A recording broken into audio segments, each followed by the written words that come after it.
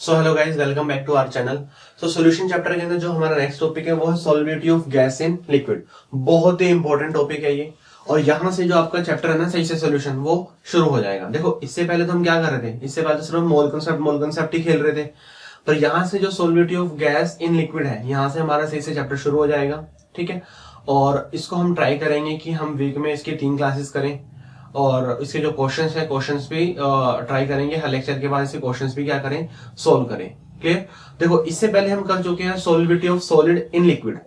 Solubility of solid in liquid last lecture में हमने यही किया था कि कैसे कोई सॉलिड है, सॉलिड कैसे लिक्विड के अंदर क्या होगा, सॉल्युबल होगा। ठीक है, उसके हमने फैक्टर्स किए, किन किन फैक्टर्स के ऊपर वो डिपेंड करेगा। ठीक है, और वो उसके हम देखेंगे उसकी वैल्यू हम कैसे कैलकुलेट कर सकते हैं। ठीक है, तो ये है। अब इस लेक्चर के अंदर हम बात करेंगे solubility of gas in liquid की जो गैस है वो कैसे, जो लिक्विड हमारा कोई सॉल्वेंट है, लिक्विड हमारा कोई सब्सटेंस, उसके अंदर कैसे वो सॉल्युबल होगी। ठीक है, देखो जैसे हमें पता है कि हम यूनिवर्सल सॉल्वेंट हमारा कौन है, वाटर है। वाटर के अंदर थोड़ी नहीं तो कोई गैसेस थोड़ी और कोई गैसेस ज्यादा क्या होते हैं, सॉल्युबल होती है। जैसे अगर मैं बात करूं HCl की बात कर रहा हूँ, ठीक है, अभी मैं आपको वो भी बताऊंगा। जैसे HCl वाटर में बहुत ज्यादा सॉल्युबल है। HCl वाटर में क्या है, बहुत ज्यादा हाईली सॉल्युबल है वो। ठीक है, अमोनिया बहुत हाईली सॉल्युबल है। मैं बात करूं ऑक्सीजन की, कम सॉल्युबल है। N2 की कम सॉल्युबल है।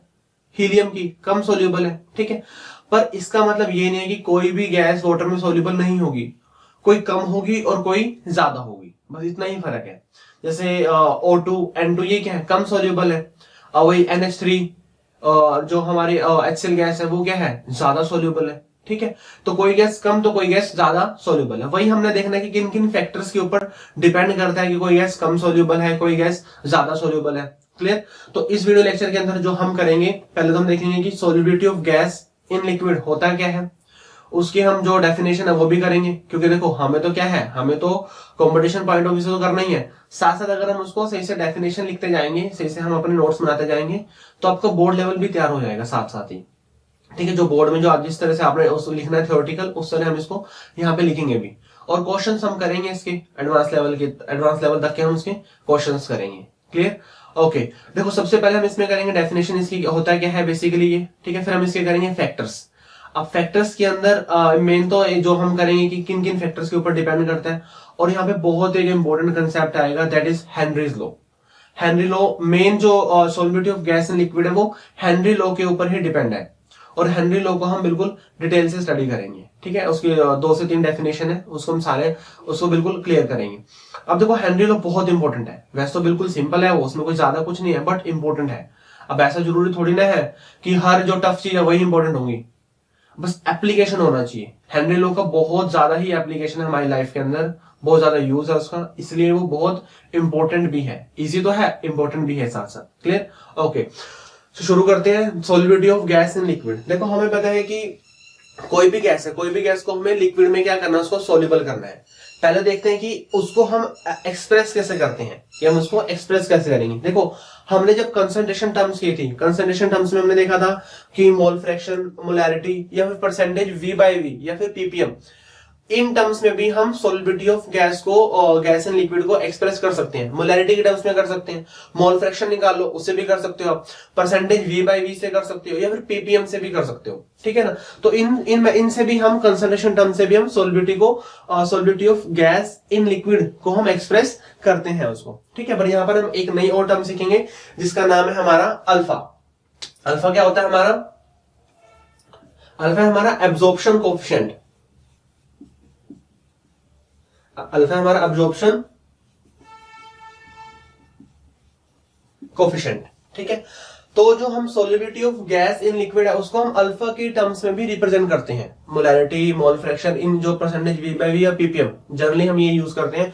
इनकी टर्म्स में तो हम कर ही सकते हैं, पर हम अल्फा भी उसका कैलकुलेट कर सकते हैं। अल्फा क्या होता है, हमारा एब्जॉर्प्शन कोएफिशिएंट होता है। ठीक है, और जो अल्फा की वैल्यू, तो अल्फा की वैल्यू क्या होती है, V2 अपॉन V1 इंटू में P। अल्फा की वैल्यू क्या होती है, V2 अपॉन V1 इंटू में P। ओके, अब देखो जो हमारा V2 है, V2 क्या होगा, देखो मैंने आपको पहले बताया था कंसंट्रेशन टर्म्स में कि जो 1 है, 1 हम यूज करेंगे सॉल्वेंट के लिए, और 2 यूज करेंगे हम सॉल्यूट के लिए। तो जो V2 है, V2 क्या हो गया, वॉल्यूम ऑफ सॉल्यूट। अब देखो, गैस को हम लिक्विड में डिसोल्व कर रहे हैं तो गैस क्या हुई हमारी, गैसेस पार्टिकल्स क्या हुए हमारे, सोल्यूट हुए। और जिस भी लिक्विड में हम डिसोल्व कर रहे हैं वो क्या हुआ हमारा, सोल्वेंट हुआ। ठीक है, तो volume of solute that is gas, ये गैस ही है जिसकी हम बात कर रहे हैं। और V1 क्या हो गया हमारा, वॉल्यूम ऑफ सॉल्वेंट। कोई भी हमारा सॉल्वेंट हो सकता है, ध्यान है कि जो सॉल्वेंट है वो लिक्विड ही हो, क्योंकि जो हम बात कर रहे हैं सॉल्वेटिव गैस इन लिक्विड। ठीक है, अब जो P क्या है, P है हमारा pressure of gas eight atmosphere.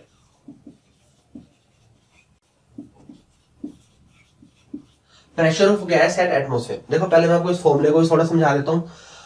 Alpha जितना ज्यादा होगा मतलब सॉल्युबिलिटी उतनी ज्यादा होगी, सिंपल सी बात है। अल्फा जितना ज्यादा होगा उतनी जो हमारी गैस है वो किसमें क्या होगी, सोल्यूबल होगी। ठीक है, तो वो डिपेंड करेगा किस पे, V2 पे। और V2 क्या है, वॉल्यूम ऑफ सोल्यूट। देखो जितना लिक्विड के अंदर गैस ज्यादा होगी, जितना लिक्विड के अंदर जो गैसेस जो पार्टिकल्स हैं वो क्या होंगे, ज्यादा होंगे, उतनी उसकी सोल्युबिलिटी क्या होगी, ज्यादा होगी, उतनी उसकी सोल्युबिलिटी क्या होगी, ज्यादा होगी। ठीक है, तो ये तो है।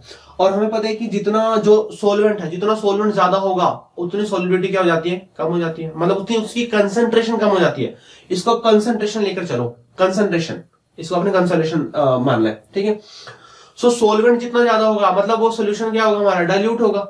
सोल्वेंट जितना ज्यादा होगा इसका मतलब है कि वो क्या है हमारा, डाइल्यूट है। और जितना हम सोल्वेंट को ऐड करेंगे उतना हम डाइल्यूट और कर रहे हैं, तो डाइल्यूट और कर रहे हैं तो कंसंट्रेशन क्या हो रही है, कम हो रही है। तो कंसंट्रेशन क्या हो रही है हमारी, कम हो रही है। तो डिपेंड करेगा ऑब्वियसली, जितनी हमारी गैस लिक्विड के अंदर सोल्यूबल है, जितनी हमारी गैस लिक्विड के अंदर क्या है, डिसोल्व है, उतनी ज्यादा क्या होगी, कंसंट्रेशन। और जितना हमारा वॉल्यूम होगा किसका होगा, सॉल्वेंट का होगा, उतनी कम क्या होगी हमारी, कंसंट्रेशन होगी। सिंपल सी बात, सही है।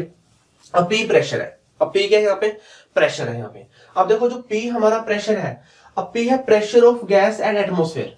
बहुत ज्यादा कंफ्यूजन होती है बच्चों को, सर प्रेशर के इनवर्सली प्रोपोर्शनल क्यों है। देख रहे हो यहाँ पे इनवर्सली प्रोपोर्शनल का आ रहा है, प्रेशर के इनवर्सली प्रोपोर्शनल क्यों है, डायरेक्टली क्यों नहीं है। क्योंकि हमें पता है कि प्रेशर जब हम अप्लाई करते हैं तो सोल्युबिलिटी बढ़ती है, तो कंसंट्रेशन बढ़नी चाहिए। हमें पता नहीं, जैसे हमारी जो कोल्ड ड्रिंक्स, जो हमारी कोल्ड ड्रिंक्स की बोतल्स होती हैं उसमें क्या होता है, CO2 गैस डिसॉल्व होती है। कार्बोनेटेड जो हमारी ड्रिंक्स होती हैं उसमें क्या होता है, बहुत हाई प्रेशर से जो हमारी CO2 उसको क्या करते हैं, उसमें उसके अंदर डिसॉल्व कराते हैं। क्योंकि प्रेशर इंक्रीज करने पे सोल्युबिलिटी बढ़ती है, प्रेशर इंक्रीज करेंगे तो सोल्युबिलिटी क्या होगी, बढ़ती है। यही हेनरी लो बोलता है। ठीक है, तो प्रेशर बढ़ने पे सोल्युबिलिटी बढ़नी चाहिए, तो मतलब कंसंट्रेशन भी क्या होनी चाहिए, इंक्रीज होनी चाहिए। पर यहाँ पर तो क्या है, यहाँ पर है इनवर्सली, यहाँ पर क्या है, इनवर्सली है। ठीक है, चलो मैं आपको अभी थोड़ा सा काम देता हूं कि alpha is equal to V2 by V1 into P। ये आपने वीडियो के अंत तक आपने अपने आप खुद से फाइंड आउट करना है कि जो P है, P हमारा इनवर्सली प्रोपोर्शनल क्यों आ रहा है, डायरेक्टली क्यों नहीं आ रहा। और वीडियो के जो एंड में जो हम करेंगे हेनरी लॉ, उसके बेस पे तो हम इसको एक्सप्लेन कर ही देंगे कि जो P है, P हमारा जो इनवर्सली प्रोपोर्शनल का क्यों आ रहा है यहाँ पे। ठीक है, डायरेक्टली क्यों नहीं आ रहा। ठीक है, तो अभी के लिए थोड़ा सा आपके लिए काम है, अभी मैं समझा दूंगा, समझ आ जाएगा आपको। बट वहां पे मैं जब दो चीजों को आपको उसमें लिंक कराऊंगा तब आपको वहां पे बिल्कुल क्लियर समझ आएगा ये। ठीक है, ये समझ आ गया, V2 के डायरेक्टली, V1 की क्या है, इनवर्सली है, P के भी क्या है, इनवर्सली है। बट हमें क्या लगता है, डायरेक्टली होना चाहिए यार। P जो हमारा है ये डिनोमिनेटर में क्यों आया, न्यूमरेटर में क्यों नहीं आया, इसके बारे में भी चर्चा करेंगे हम इसमें। ठीक है, ओके। तो पहले मैं आपको लिखवाता हूँ जो डेफिनेशन है solubility of gas in liquid, वो क्या है, solubility of gas in liquid है, it is defined as the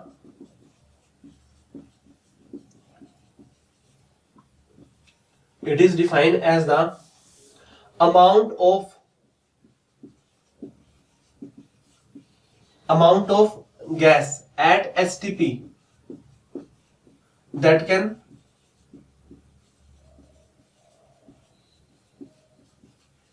dissolved in liquid solvent, that can dissolved in unit volume of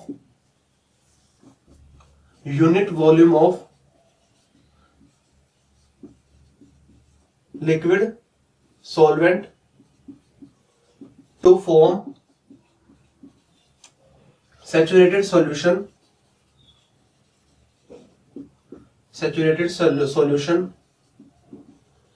at particular temperature and 1 atmospheric pressure। क्या होगी हमारी solubility of gas in liquid, it is defined as the amount of gas at STP, amount of gas, देखो amount of gas at STP that can dissolve in unit volume of liquid. अब देखो जो unit volume liquid क्या है ना, अगर हम वो 1 ml ले रहे हैं तो गैस को भी मेजर करेंगे ml में। जो यूनिट होगी हमारे लिक्विड की वही यूनिट हम किसके लेंगे, गैस के लेंगे। अगर हम 1 यूनिट वॉल्यूम का मतलब है अगर मैं 1 ml ले रहा हूं तो मेरे को जो गैस है गैस को मेरे को ml में लेना पड़ेगा। अगर मैं यूनिट वॉल्यूम लीटर में ले रहा हूं तो जो गैस है गैस भी किसमें होगी, लीटर के अंदर होगी। ठीक है, तो जो यूनिट मैं लिक्विड की रखूंगा, लिक्विड सॉल्वेंट की 1 यूनिट की रखूंगा, वही यूनिट किसकी होगी, हमारी गैस की होगी। ठीक है, वही हम उसी यूनिट के अंदर हम गैस को क्या करेंगे, मेजर करेंगे। Clear. At particular temperature and 1 atmospheric pressure 1 atmosphere रखते हैं हम, और जो टेम्परेचर है एक फिक्स टेम्परेचर होना चाहिए, कांस्टेंट टेम्परेचर होना चाहिए। ये नहीं कि टेम्परेचर वेरी कर रहा है तो नहीं निकाल सकते भाई, टेम्परेचर के ऊपर भी तो डिपेंड करती है। ठीक है, तो एक पर्टिकुलर फिक्स टेम्परेचर कर देंगे और प्रेशर कितना करेंगे हम, 1 एटमॉस्फेरिक। 1 एटमॉस्फेयर का मतलब है कि हम जो नॉर्मल कंडीशंस है, नॉर्मल कंडीशंस में हम क्या करते हैं, solubility of gas in liquid को हम क्या करते हैं, कैलकुलेट करते हैं उसको। क्लियर, समझ आ गया। तो हम कैसे निकाल रहे हैं, alpha is equal to V2 by V1 into P. ये क्या हो गया हमारा एब्जॉर्प्शन कोएफिशिएंट। एक तरह से ये लगा लो कि कंसंट्रेशन है, ये कंसंट्रेशन है, क्या है ये, कंसंट्रेशन है हमारा ये। ठीक है, बट जरूरी नहीं है कि हम अल्फा का ही यूज करें, अल्फा को ही हम हर बार कैलकुलेट करें, नहीं। हम इसको एक्सप्रेस कर सकते हैं, it can also express in, इसको हम कर सकते हैं मोलैरिटी में। जरूरी नहीं कि हम इसका सिर्फ अल्फा कैलकुलेट करें, हम इसकी मोलैरिटी भी कैलकुलेट कर सकते हैं, हम इसका मोल फ्रैक्शन निकाल सकते हैं। ठीक है, हम इसका परसेंटेज V बाई वी, हमने किया था ना परसेंटेज V बाई वी, हम स्पेशली इसी के लिए यूज करते हैं। ठीक है, और जो पीपीएम है, पीपीएम से भी निकाल सकते हैं। अब पीपीएम में भी ध्यान रखना है कि हम V बाई वी ही यूज करेंगे, क्योंकि मैंने आपको बताया था कि अगर आपको कोई भी सॉलिड सब्सटेंस है और आपको सिंपल परसेंटेज कंसंट्रेशन दी हुई है तब आप परसेंटेज W बाय W लोगे, अंडरस्टूड है। कुछ नहीं दिया हुआ तो परसेंटेज W बाय W लोगे आप। ठीक है, बट अगर वही गैसेस सब्सटेंस है तब आप क्या करोगे, परसेंटेज W बाय W की जगह परसेंटेज V बाय V लोगे। ये तो करोगे ना, परसेंटेज V बाय V, ये मैंने आपको कंसंट्रेशन टर्म्स में बताया हुआ है। ठीक है, और पीपीएम में भी, अब पीपीएम में अगर आपको कोई पीपीएम में गिवन है तब भी आप क्या करोगे, परसेंट W बाय W लोगे। बट अगर वहीं पे गैसेस सब्सटेंस है तब क्या वहां पे क्या करोगे, V बाय V लोगे वहां पे। Clear, okay okay. तो ये थी हमारी सॉल्युबिलिटी, और इसको हम कैसे इसको डिफाइन करते हैं। अब हम जो मोस्ट इंपोर्टेंट है वो हम करेंगे इसके फैक्टर्स, वो हम क्या करेंगे, इसके फैक्टर्स करेंगे, factors affecting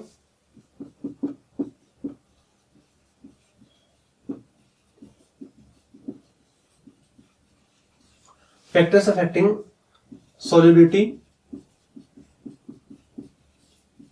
of gas in liquid।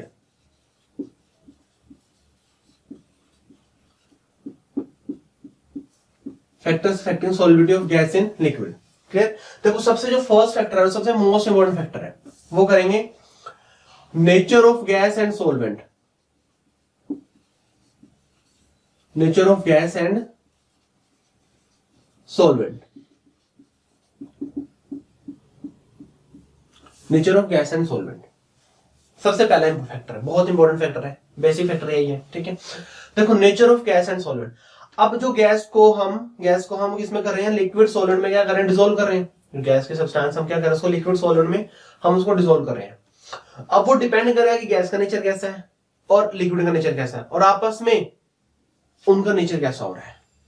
जो गैस और जब सॉलिड को मिक्स करेंगे तो उनका जो आपस में नेचर है, आपस में नेचर कैसा है। ठीक है, देखो मैंने आपको स्टार्टिंग में बोला था कि अमोनिया ले लो या फिर HCl गैस ले लो, CO2 भी ले सकते हो। वो क्या होते हैं, वाटर में बहुत ज्यादा सोल्यूबल होती है। ठीक है, वही अगर हम O2 N2 की बात करें, हीलियम गैस की बात करें, तो वो क्या होते हैं, वाटर में बहुत कम सोल्यूबल होती है। ठीक है, अब ये नहीं कह सकते कि होते ही नहीं सोल्यूबल होती है। ऐसा हम बिल्कुल बोल नहीं सकते किसी में भी कि किसी भी लिक्विड के अंदर गैस कोई सोल्यूबल ही नहीं है। भाई कम है, कहीं ज्यादा भी हो सकती है, कम भी हो सकती है, पर ये नहीं बोल सकते कि बिल्कुल ही सोल्यूबल नहीं है, नहीं, ऐसा नहीं बोल सकते हम। ठीक है, अब देखो होता क्या है कि इसके अंदर ना, पहले मैं आपको 2 केस बना देता हूं इसमें। एक केस तो हम कर रहे हैं रिएक्टिंग, और एक केस कर रहे हैं हम नॉन रिएक्टिंग। 2 केस से आपको बिल्कुल क्लियर हो जाएगा। एक केस तो हम कर रहे हैं रिएक्टिंग और एक केस हम कर रहे हैं नॉन रिएक्टिंग।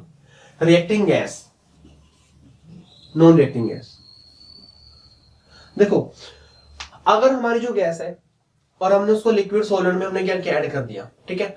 अब अगर वो गैस और जो सॉल्वेंट है आपस में रिएक्शन कर रहे हैं, जो गैस है और जो सॉल्वेंट आपस में क्या कर रहे हैं, रिएक्ट कर रहे हैं, वो रिएक्ट कर रहे हैं, कोई एक नया कंपाउंड की फॉर्मेशन कर रहे हैं, तो फिर वो क्या होगी, बहुत ही हाईली सोल्यूबल होगी।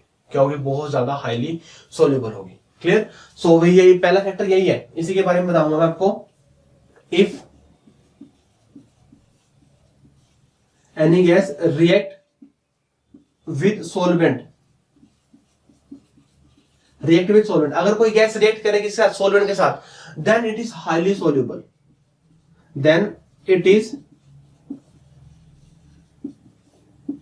हाईली सोल्यूबल, तब वो क्या होंगे, बहुत ज्यादा ही सोल्यूबल होंगे। जैसे मैंने आपको बताया था कि HCl है, अब HCl तो क्या है, गैस है, उसको हमने क्या कर दिया, कई बच्चे सोचते हैं HCl है जो वो हमारा क्या है, गैस नहीं है, वो हमारा लिक्विड है। नहीं, HCl क्या होता है, गैस होती है। मैंने आपको पहले बताया हुआ है कि HCl गैस होती है। हम क्या करते हैं, जो हमें लैब में मिलता है जो हाइड्रोक्लोरिक एसिड होता है, वो हम क्या करते हैं, उसको वाटर में से पास कराया होता है हमने, ठीक है। HCl गैस क्योंकि क्या है, वाटर सोल्यूबल है, बहुत ही हाईली सोल्यूबल है, तो हम इसको वाटर में से पास कराते हैं। कम पास कराएंगे तो डाइल्यूट एसिड बनेगा, ज्यादा पास करा देंगे तो क्या बन जाएगा, हमें कंसंट्रेटेड बन जाएगा, ठीक है। तो ये HCl है। अगर आप सिर्फ HClO गैस लिख रहे हो, अगर आप सिर्फ HClO गैस लिख रहे हो, तब तो इसका नाम आएगा हाइड्रोजन क्लोराइड। ये आपने ध्यान रखना, नाम में भी फर्क है। अगर कहीं पे आपको हाइड्रोजन क्लोराइड लिखा हुआ है, इसका मतलब बात कर रहा है वो गैस की। अगर कहीं पे हाइड्रोक्लोरिक एसिड लिखा हुआ है, इसका मतलब वो गैस की बात नहीं कर रहा, वो HCl सॉल्यूशन की बात कर रहा है, मतलब वो एसिड की बात कर रहा है, ठीक है। तब वहां पे आप HCl को लोगे, HCl का आपने एक्वस सॉल्यूशन लोगे, आप लिक्विड स्टेट में लोगे आप उसको, ठीक है। ओके, HCl को जब गैस को हम H2O के अंदर करेंगे तो क्या होगा, यहाँ पे हमें पता है कि यहाँ पर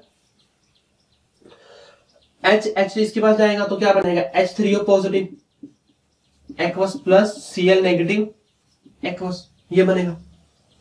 तो गैस ने क्या किया, सोलवेंट के साथ रिएक्ट कर दिया, गैस ने क्या किया, सोलवेंट के साथ रिएक्ट कर दिया। अब सोलवेंट के साथ जैसे उसने रिएक्ट किया तो क्या हुआ, वो तो बहुत ज्यादा सोल्यूबल हो जाएगी, एकदम सोल्यूबल हो जाएगी।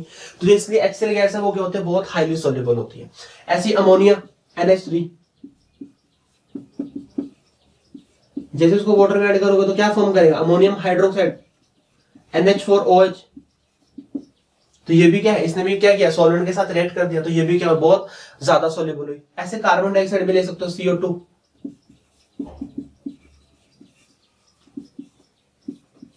क्या फॉर्म करेंगे यहाँ पे, कार्बोनिक एसिड, ये भी क्या हुई, बहुत हाईली सोल्यूबल हुई, ठीक है। तो इसलिए HCl, अमोनिया और जो कार्बन डाइऑक्साइड वो क्या होते हैं, वाटर में बहुत हाईली सोल्यूबल होते हैं। क्यों, क्योंकि ये क्या करती है, रिएक्ट करती हैं, रिएक्ट करके क्या नया कंपाउंड फॉर्मेशन करती हैं, ठीक है।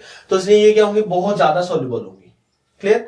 तो अगर कोई गैस सॉल्वेंट के साथ क्या करे, रिएक्ट करिए, तो फिर उसमें तो बाकी फैक्टर्स काम ही नहीं करने, वो गैस क्या होगी, बहुत ही अपने आप में क्या होगी, वो ज्यादा सोल्यूबल होगी। क्यों, क्योंकि वो कंपाउंड की फॉर्मेशन कर रही है, वहां से एक नया कंपाउंड फॉर्म हो रहा है, ठीक है। ओके, अब जो सेकंड केस है, सेकंड केस है नॉन रिएक्टिंग गैस। अब कोई गैस अगर रिएक्ट ना करे, कोई गैस अगर रिएक्ट ना करे, ठीक है, तो कोई गैस अगर रिएक्ट ना करे तो उसमें भी जैसे केसेस अगर हम बनाना चाहे ऐसे भी कर सकते हो। तो अगर कोई गैस रिएक्ट ना करे तो उसमें क्या होगा, वो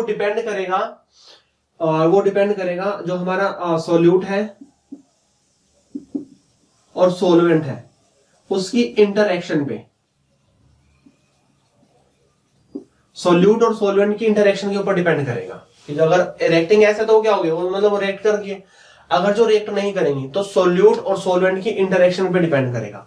अगर उनकी इंटरएक्शन अच्छी है तो गैस सोल्यूबल हो जाएगी ज्यादा, अगर उनकी इंटरेक्शन क्या है, वीक है, उनकी इंटरेक्शन कम है, तो वो गैस क्या होगी, कम सोल्यूबल होगी, ठीक है। वही मैं आपको एग्जांपल लेता हूं, जैसे यहां पे बताता हूं मैं, O2N2 are less soluble in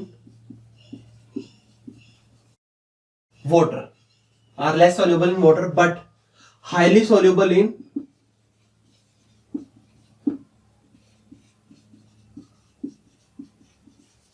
ethyl alcohol. जो O2 और N2 वो क्या है, वाटर में कम सोल्यूबल है क्योंकि उसकी इंटरेक्शन नहीं है वाटर के साथ, पर इथाइल अल्कोहल के साथ क्या उसकी इंटरेक्शन है, तो उसमें क्या होगी, वो ज्यादा सोल्यूबल होगी, ठीक है। तो अगर रिएक्टिंग के अलावा अगर हम बात करें नॉन रिएक्टिंग में, तो नॉन रिएक्टिंग में भी दो केस बना दिए मैंने आगे। अगर उसकी इंटरेक्शन अच्छी है तो वो थोड़ी सोल्यूबल ज्यादा होगी, अगर उसकी इंटरेक्शन कम है तो वो सोल्यूबल क्या होगी, कम होगी, ठीक है ना। अगर उसकी इंटरेक्शन ज्यादा है तो सोल्यूबल ज्यादा है, अगर उसकी इंटरेक्शन कम है तो क्या है वो सोल्यूबल कम है वो। क्लियर? ओके। अब देखो इसके अंदर अगर हम और करें, जैसे O2 और N2 क्या है, कम सोल्यूबल है वाटर में, बट ज्यादा सोल्यूबल है किसमें, इथाइल अल्कोहल में। क्लियर? ओके।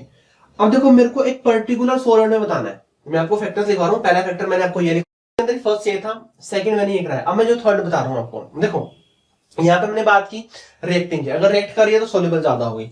फिर हमने बात की नॉन रिएक्टिंग, अगर नॉन रिएक्ट नहीं कर रही तो डिपेंड करेगा इंटरेक्शन के ऊपर, किसकी इंटरेक्शन कम है किसकी इंटरेक्शन ज्यादा है।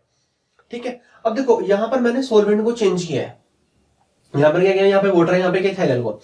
अब मैं आपको बोल रहा हूं कि अगर मैं एक ही सॉल्वेंट रखूं, अब अगर मैं सिर्फ एक ही सॉल्वेंट रख रहा हूं, लेट्स से कि मैंने वाटर ही रख दिया, और तब कंपेयर करके बताओ, और गैसेस भी नॉन रिएक्टिंग होनी चाहिए। देखो मैं ध्यान से बहुत सुनो मेरा क्वेश्चन, सॉल्वेंट सिर्फ एक है हमारा, मैंने मान लिया कि वाटर है चलो, और गैसेस दो हैं और नॉन रिएक्टिंग है हम, तो बताओ किन फैक्टर के ऊपर फिर वो डिपेंड करेगा। और लॉजिक है ना इसमें, तो किन फैक्टर के ऊपर वो डिपेंड करेगा। देखो तब आपने देखना है उसकी इंटरमोलिकुलर फोर्स ऑफ अट्रैक्शन, मतलब आपने उसका सिंपल वर्ड्स में आपने उसका बॉइलिंग पॉइंट देखना है। आपने क्या देखना है, उसका बॉइलिंग पॉइंट देखना है। ठीक है, मैं सिंपल कर रहा हूं, O2 और N2 ऑक्सीजन ले रहा हूं और मैं क्या ले रहा हूं, N2 ले रहा हूं। इसकी मैं सोल्युबिलिटी वाटर में चेक कर रहा हूं। देखो नॉन रिएक्टिंग है, नॉन रिएक्टिंग में आएंगे, एक सॉल्वेंट है एक सॉल्वेंट है। ठीक है, अब यहां पर मैंने सॉल्वेंट चेंज किए थे, अगर सॉल्वेंट में चेंज ही ना करूं सिर्फ एक रखूं, तब कौन से फैक्टर के ऊपर डिपेंड करेगा, तब फैक्टर के ऊपर डिपेंड करेगा उसके बॉइलिंग पॉइंट के ऊपर।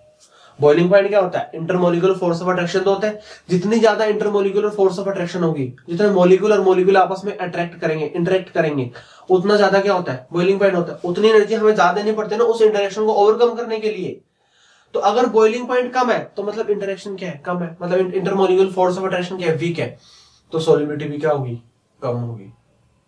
सॉल्युबिलिटी भी क्या होगी, कम होगी, मतलब उसके खुद के पार्टिकल से आपस में इंटरेक्ट नहीं कर रहे, तो सॉल्वेंट के साथ तो वो क्या इंटरेक्ट करेगा, बात समझो मेरी, उसके खुद के पार्टिकल्स ही आपस में, उसके खुद के पार्टिकल्स के बीच में इंटरमोलिकुलर फोर्स ऑफ अट्रैक्शन कम है, तो सॉल्वेंट के साथ तो वो इंटरेक्ट नहीं करेगा, बहुत कम करेगा।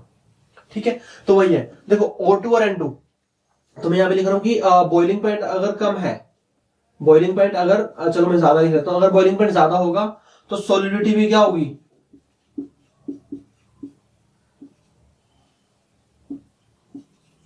ज्यादा होगी। सॉल्युबिलिटी क्या होगी, ज्यादा होगी। जिसका जितना ज्यादा बॉइलिंग पॉइंट होगा सॉल्युबिलिटी उतनी क्या होगी, ज्यादा होगी। ठीक है, अब O2 और N2 अगर हम कंपेयर करें तो O2 और N2 बॉइलिंग पॉइंट किसका ज्यादा होता है, O2 का बॉइलिंग पॉइंट ज्यादा होता है, N2 का क्या होता है, कम होता है। O2 का बॉइलिंग पॉइंट ज्यादा होता है, N2 का क्या होता है, कम होता है। क्यों, क्योंकि N2 के बीच में ना इंटरमोलिकुलर फोर्स ऑफ अट्रैक्शन बहुत कम होती है। N2 के बीच में क्या होती है, इंटरमोलिकुलर फोर्स ऑफ अट्रैक्शन बहुत कम होती है। तो O2 का बॉइलिंग पॉइंट ज्यादा है, N2 का बॉइलिंग पॉइंट क्या है, कम है, तो N2 की सॉल्युबिलिटी भी क्या होगी, कम होगी। N2 की सॉल्युबिलिटी भी क्या होगी, कम होगी। क्लियर? ओके, मैं लिख रहा हूं बॉइलिंग पॉइंट जो O2 का ज्यादा है और N2 का क्या है, कम है। O2 का ज्यादा N2 का क्या है, कम है, तो यही क्या होगा, सॉल्युबिलिटी का, सॉल्युबिलिटी का भी फैक्टर क्या आएगा, O2 की सॉल्युबिलिटी ज्यादा है और N2 की सॉल्युबिलिटी क्या है, कम है। O2 की सॉल्युबिलिटी ज्यादा और N2 की सॉल्युबिलिटी क्या है, कम है। ठीक है, ओके। देखो मैं आपको पहले दोबारा से बताऊं, nature of gas and solid में हमने दो फैक्टर किए, एक रिएक्टिंग और एक नॉन रिएक्टिंग। रिएक्ट करेंगे और रिएक्ट नहीं करेंगे। ठीक है, ओके। रिएक्ट करेंगे तो ज्यादा सोल्यूबल होगी, सिंपल सी बात है। अगर रिएक्ट नहीं करेंगी, रिएक्ट नहीं करेंगे तो उसमें फिर दो केस बना दिए मैंने आगे फर्दर, अगर सॉल्वेंट चेंज हो रहा हो या फिर गैसेज चेंज हो रही हो। यहां मैंने सॉल्वेंट चेंज किया, यहां मैंने गैसेज चेंज की है। अगर सॉल्वेंट चेंज हो रहा है तो डिपेंड करेगा कि सॉल्वेंट की और जो हमारी गैस है उसकी इंटरेक्शन कैसी होगी, तो डिपेंड करेगा कि सॉल्वेंट की और जो हमारी गैस है उसकी इंटरेक्शन कैसी होगी, उसके ऊपर डिपेंड करेगा। ठीक है, अगर मैं सॉल्वेंट सेम रखूं और मैं गैस को चेंज करूं, तब आपने सिंपल सा फैक्टर लगा देना, और यही इंपॉर्टेंट भी है, जो हमारा है बॉइलिंग पॉइंट। बॉइलिंग पॉइंट जितना कम होगा सॉल्युबिलिटी उतनी कम होगी, क्योंकि उनके बीच में इंटरमोलिकुलर फोर्स ऑफ अट्रैक्शन क्या होती है, कम होती है। खुद के साथ इंटरेक्शन नहीं है तो सॉल्वेंट के साथ क्या इंटरेक्ट करेगा, बस आपने ये ध्यान रखना है। ठीक है, तो वही है, इसलिए O2 और N2, O2 की जो बॉइलिंग पॉइंट है थोड़ा ज्यादा है, N2 का क्या है, कम है, तो O2 की सॉल्युबिलिटी भी ज्यादा होगी, N2 की क्या होगी, कम होगी। अगर मैं इसमें हीलियम को इंट्रोड्यूस कर दूं, हीलियम का तो बॉइलिंग पॉइंट नाइट्रोजन से भी क्या है, कम है। हीलियम का जो बॉइलिंग पॉइंट है नाइट्रोजन से भी क्या है, वो कम है। तो ऑर्डर क्या आ जाएगा, ऑर्डर आएगा फिर मेरा O2, फिर N2 और फिर हीलियम, ऑर्डर फिर ये आ जाएगा O2 N2 और हीलियम। ठीक है। एक आधा फैक्टर और अगर हम इसमें लिखना चाहें तो हम इस तरह लिख सकते हैं कि जो गैस इजिली लिक्विफाई कर सकते हैं, जिस गैस को हम इजिली लिक्विफाई कर सकते हैं उसकी सॉल्युबिलिटी क्या होती है, ज्यादा होती है। दोबारा बोल रहा हूं मैं, अगर किसी गैस को हम इजिली लिक्विफाई कर पाए तो उसकी सॉल्युबिलिटी ज्यादा होती है। जैसे हम CO2 है, CO2 को हम इजिली लिक्विफाई कर सकते हैं, ठीक है ना, तो उसकी सॉल्युबिलिटी भी क्या होगी, ज्यादा होगी, ठीक है। और अगर मैं आपको बात करूं जैसे O2 N2 और हीलियम है, हीलियम को लिक्विफाई करना बहुत मुश्किल है, ये आपको पता है कि हीलियम को सबसे ज्यादा, हीलियम और हाइड्रोजन ऐसी गैसें हैं जिनको लिक्विफाई करना बहुत ज्यादा मुश्किल है, बहुत ही ज्यादा। लिक्विड नाइट्रोजन भी होता है और वो भी इतना आसानी से हम उसको लिक्विफाई नहीं करते। O2 को ठीक है लिक्विफाई कर सकते हैं, मतलब यही ऑर्डर हमारा क्या है डाउन द, जैसे O2 N2 और हीलियम है तो O2 को हम थोड़ा इजीली लिक्विफाई कर सकते हैं, फिर N2 को और फिर हीलियम को सबसे मुश्किल से लिक्विफाई कर सकते हैं। तो जिसको हम मुश्किल से लिक्विफाई कर सकते हैं उसकी सॉल्युबिलिटी क्या होगी, कम होगी। अब देखो बात वही है, लिक्विफाई कर सकते हैं। अगर कोई गैस, मैं बोल रहा हूँ कि कोई गैस क्या है उसको हम इजीली लिक्विफाई कर सकते हैं, इसका मतलब है कि उसके बीच में मॉलिक्यूल्स के बीच में inter molecular force of attraction क्या है, ज्यादा है। तभी तो वही मतलब हुआ ना उसका बॉइलिंग पॉइंट क्या है, ज्यादा है। तो अल्टीमेट फैक्टर क्या आ गया, वही बॉइलिंग पॉइंट वाला आ गया, ठीक है। देखो आपको मैं थोड़ा क्लियर कर दूं, बॉइलिंग पॉइंट जितना ज्यादा होगा, बॉइलिंग पॉइंट जितना ज्यादा है, मतलब बॉइलिंग पॉइंट ज्यादा होने का मतलब है कि इंटरमोलिक्यूलर फोर्स ऑफ अट्रैक्शन क्या है, ज्यादा है। इंटरमोलिक्यूलर फोर्स ऑफ अट्रैक्शन क्या है, ज्यादा है, ठीक है। अगर बॉइलिंग पॉइंट ज्यादा तो गैस लिक्विफाई आसानी से होगी। अगर बॉइलिंग पॉइंट ज्यादा तो जो गैस है वो क्या होगी, लिक्विफाई आसानी से होगी, ठीक है। अगर वो लिक्विफाई आसानी से होगी तो जो उसकी सॉल्युबिलिटी है, सॉल्युबिलिटी वो भी क्या होगी, ज्यादा होगी। तो जो उसकी सॉल्युबिलिटी है वो क्या होगी, ज्यादा होगी। इस तरह से आप उसको वो कर सकते हो, रिलेट कर सकते हो। जितना ज्यादा बॉइलिंग पॉइंट उतनी ही गैस क्या होगी, इजिली लिक्विफाई होगी, और उतनी ज्यादा क्या होगा उसका, उतनी ज्यादा उसकी सॉल्युबिलिटी होगी, ठीक है। अल्टीमेटली बॉइलिंग पॉइंट से रिलेटेड है। तो ये था हमारा फर्स्ट फैक्टर जिसमें हमने देखा कि nature of gas and solvent कैसे आपस में एक दूसरे के ऊपर डिपेंड करते हैं, कैसे उनके बेस पे हम डिफरेंट बात कर सकते हैं, ठीक है। तब आपने क्या करना है, रिएक्टिंग गैस ये होगी, नॉन रिएक्टिंग गैस में यहाँ पे 2 बना देना और इसको लिख लेना इसको, clear. So solubility of gas and liquid के अंदर जो हमारा सेकंड फैक्टर है, सेकंड फैक्टर क्या है, वो हम करेंगे टेम्परेचर।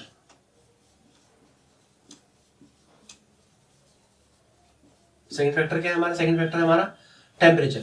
ये जो टेम्परेचर है, टेम्परेचर के ऊपर कैसे डिपेंड करेगा कि कोई गैस है कितनी सोल्यूबल है, कितनी कम सोल्यूबल है। मतलब अगर हम टेम्परेचर को वेरी कराएं तो सोल्युबिलिटी पे क्या फर्क पड़ेगा, ठीक है। देखो हमने जब solubility of solid in liquid किया था वहां पे हमने 3 फैक्टर किए थे, मतलब टेम्परेचर के हमने फर्दर टेम्परेचर को 3 पार्ट में डिवाइड किया था, ठीक है। टेम्परेचर से बढ़ेगा, टेम्परेचर से कम होगा, या फिर कोई भी रेगुलर ट्रेंड नहीं आएगा, ठीक है ना। ये 3 फैक्टर किए थे हमने, 3। यहाँ पे क्या होगा, यहाँ पे सिर्फ एक ही होगा, यहाँ पे क्या होगा, यहाँ पे सिर्फ एक ही होगा। अगर हम टेम्परेचर इंक्रीज करेंगे, अगर हम टेम्परेचर क्या करेंगे, इंक्रीज करेंगे, तो सॉल्युबिलिटी क्या होगी, कम होगी। अगर हम टेम्परेचर इंक्रीज करेंगे तो सॉल्युबिलिटी क्या होगी, डिक्रीज होगी, ठीक है।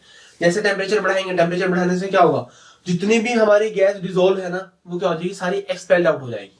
जितनी भी हमारी गैस है वो क्या होती है, एक्सपेल्ड आउट हो जाएगी। आप नॉर्मल में देख सकते हो, अगर आप जैसे वाटर के अंदर क्या होती है, हमें पता है कि वाटर के अंदर ऑक्सीजन डिसॉल्व होती है, ठीक, कम होती है पर जैसे टेम्परेचर बढ़ाएंगे, टेम्परेचर बढ़ाने से क्या होगा, जो जितनी भी ऑक्सीजन उसके अंदर डिसॉल्व है ना वो क्या हो जाएगी, बाहर निकल जाएगी, सारी एक्सपेल्ड आउट कर जाएगी।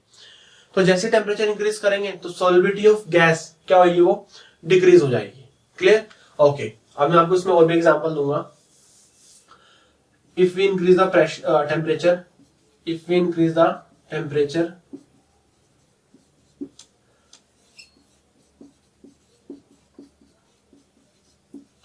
solubility of gas in liquid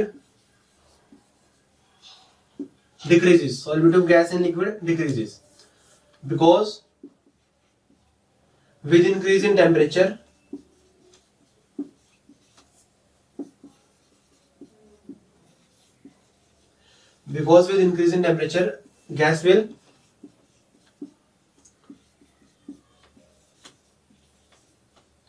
gas will expelled out। जैसे हम टेम्परेचर को बढ़ाएंगे, टेम्परेचर बढ़ाने से क्या होगा, सॉल्युबिलिटी डिक्रीज होगी, जितनी भी गैस डिसॉल्व होना वो क्या हो जाएगी, बाहर निकल जाएगी, सारी एक्सपेल आउट कर जाएगी, ठीक है। अब देखो ये है हमारा गैस है, गैस को हम किस में ऐड करेंगे, गैस को हम एक पर्टिकुलर सॉल्वेंट में ऐड करेंगे, और जो सॉल्वेंट होगा वो क्या होगा, हमारा लिक्विड होगा। ठीक है, हमें पता है कि जब गैस को हम सॉल्वेंट में ऐड करेंगे तो क्या होता है, वहां पे इक्विलिब्रियम अटेन होता है, उसी को हम फिजिकल इक्विलिब्रियम भी बोलते हैं। ठीक है, तो क्या फॉर्म करेंगे, ये सोल्यूशन फॉर्म करेंगे। क्या फॉर्म करेंगे, ये सोल्यूशन फॉर्म करेंगे। ठीक है, और साथ में क्या होगी, हीट रिलीज होगी। साथ में क्या होगी, हीट रिलीज होगी। तो इस इक्वेशन को फॉलो करते हैं जब हम गैस को किसी लिक्विड सॉलिड में क्या करते हैं, हम ऐड करते हैं, तो वो इस इक्वेशन को फॉलो करते हैं। इस इक्वेशन को फॉलो करने का मतलब है कि जो हमारी फॉरवर्ड रिएक्शन है, फॉरवर्ड रिएक्शन कैसी है हमारी, वो एक्सोथर्मिक है। फॉरवर्ड रिएक्शन कैसी है हमारी, एक्सोथर्मिक है। Clear, so the dissolution of gas, dissolution term मैंने आपको बताई थी लास्ट सेक्शन में। डिसोल्यूशन क्या होता है, किसी भी सब्सटेंस को जब हम ऐड करते हैं, जैसे जैसे ऐड करते हैं तो कंसंट्रेशन क्या होती है, इंक्रीज होती है, उसी को हम क्या बोलते हैं, डिसोल्यूशन बोलते हैं। So the dissolution of gas in liquid is an exothermic process,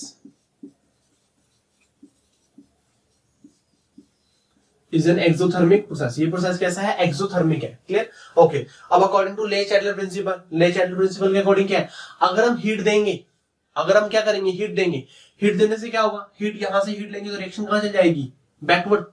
अगर हम किसी को भी हीट देंगे, हीट देने से क्या होगा, रिएक्शन कहां जाएगी हमारी, बैकवर्ड जाएगी। ठीक है, तो अगर हम टेम्परेचर को इंक्रीज कर रहे हैं, टेम्परेचर को इंक्रीज करने पे क्या होगा, जो रिएक्शन है कहां जाएगी, वो बैकवर्ड, बैकवर्ड रिएक्शन, रिएक्शन कहां जाएगी, बैकवर्ड, बैकवर्ड डायरेक्शन में जाएगी। अगर हम टेम्परेचर को इंक्रीज कर रहे हैं, अगर टेम्परेचर इंक्रीज करें तो रिएक्शन कहां जा रही है, बैकवर्ड जा रही है। और बैकवर्ड जाने का क्या मतलब है, देखो अगर हम फॉरवर्ड जा रहे हैं, फॉरवर्ड जाने का मतलब है कि गैस और सॉल्वेंट दोनों मिक्स हो रहे हैं, मिक्स होकर क्या कर रहे हैं, सोल्यूशन फॉर्म कर रहे हैं, तो मतलब सॉल्युबिलिटी ज्यादा होगी। मतलब जो गैस है वो सॉल्वेंट के अंदर क्या है, सोल्यूबल है, उसको सोल्यूबल हो रही है, वो सॉल्युबिलिटी क्या हो रही है, बढ़ रही है। ठीक है, बट अगर हम बैकवर्ड जा रहे हैं, बैकवर्ड जाने का मतलब है कि जो सोल्यूशन है ना, सोल्यूशन से हमें सॉल्वेंट अलग मिल रहा है और गैस अलग मिल रही है। जो हमारा सोल्यूशन है, सोल्यूशन से हमें सॉल्वेंट अलग मिल रहा है और गैस क्या मिल रही है, हमें अलग मिल रही है। ठीक है, तो टेम्परेचर बढ़ाने पे रिएक्शन जा रही है बैकवर्ड, और बैकवर्ड जाने से क्या होगा, सॉल्युबिलिटी डिक्रीज होगी।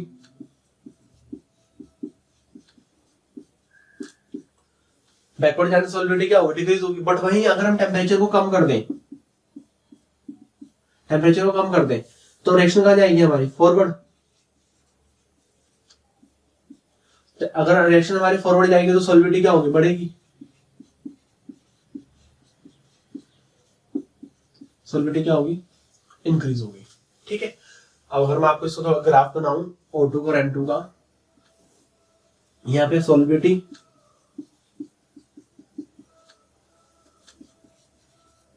यहां पे टेम्परेचर। ठीक है, ओके, यहां पे सॉल्युबिलिटी, यहां पे टेम्परेचर।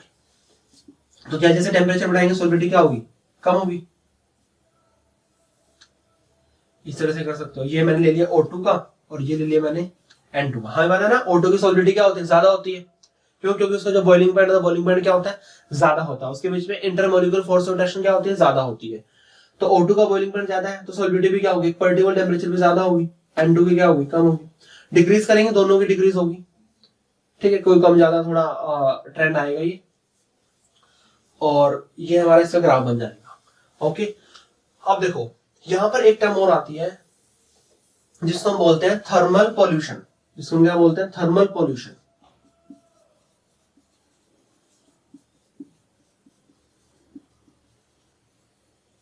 थर्मल पोल्यूशन टर्म आती है। थर्मल पोल्यूशन का मतलब क्या है, देखो मैं आपको बता दूं पहले थर्मल पोल्यूशन होता क्या है। अब जैसे ही टेम्परेचर बहुत ज्यादा इंक्रीज होता है, हमें पता है ना ऑक्सीजन, जो वाटर है, वाटर के अंदर क्या होता है, ऑक्सीजन डिसॉल्व होती है। और जितने भी एक्वेटिक स्पीसीज है वो क्या करते हैं, वाटर में से ऑक्सीजन को लेते हैं, वाटर में से क्या करते हैं, ऑक्सीजन को लेते हैं।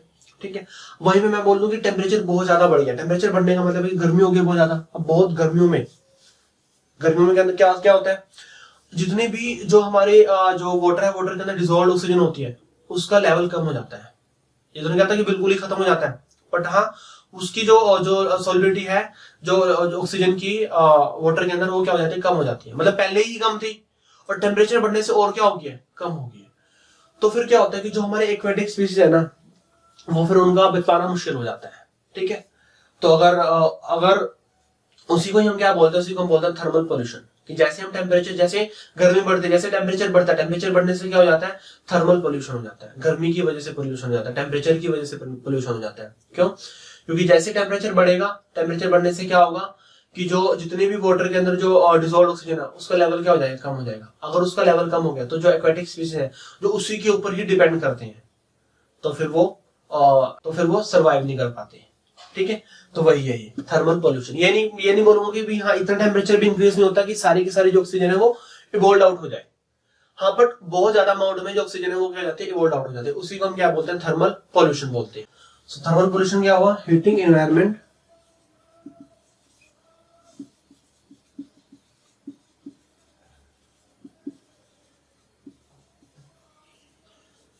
हार्मफुल फॉर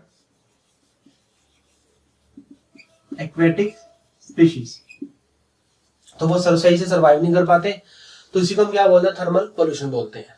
तो इसकी वजह से होता है, टेम्परेचर की वजह से होता है। जैसे टेम्परेचर बढ़ेगा तो जो गैस है वो क्या हो जाएगी, इवोल्व आउट हो जाएगी, एक्सपेल्ड आउट हो जाएगी, तो उसी को हम क्या बोलते हैं, थर्मल पोल्यूशन बोलते हैं। क्लियर? तो वही है कि इसके अंदर ले चाइल्ड प्रिंसिपल फॉलो होता है। टेम्परेचर बढ़ाएंगे तो सॉल्युबिलिटी डिक्रीज होगी, टेम्परेचर कम करेंगे तो सॉल्युबिलिटी क्या होगी, बढ़ेगी वहां पे। क्लियर? ओके।